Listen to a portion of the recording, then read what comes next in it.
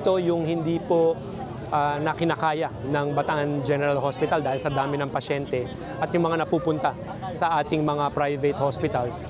Dito na yung mga iba't ibang opisina na nakakapagbigay ng tulong, PhilHealth, Red Cross, MAIP, DOH, ang ating pong mga Congress persons, yung ating pong DSWD, dito na po nagpupunta yung ating mga kababayan para naman makakuha ng financial assistance. So yung, in a way, ito rin po yung magandang implementation ng UHC kasi yung available resources from various offices ay naibibigay natin sa ating mga kababayan under one roof para hindi na rin sila namamasahe papunta sa iba't ibang lugar.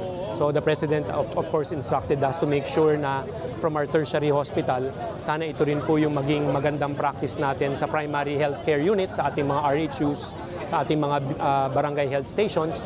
And yun po yung wino-work out namin para ho yung mga benefits ng PhilHealth, lalo na yung dating consultant na ngayon yakap, ay talagang maramdaman po ng lahat ng ating mga kababayan. And halos wala ho silang binabayaran for yung mga regular na illnesses na nararamdaman po ng ating mga kababayan. Katulad po ng sinabi ng ating Pangulong BBM nung sa kanyang SONA, at sinusubukan na natin talaga ma-implement, mapatupad ng tama yung Universal Healthcare Law, no balance billing, maayos na primary healthcare services and facilities. Kaya po subukan nyo po. Isa rin po yan sa panay namin pinag-uusapan sa Provincial Health Board kung paano pa mapapaganda yung mga serbisyo.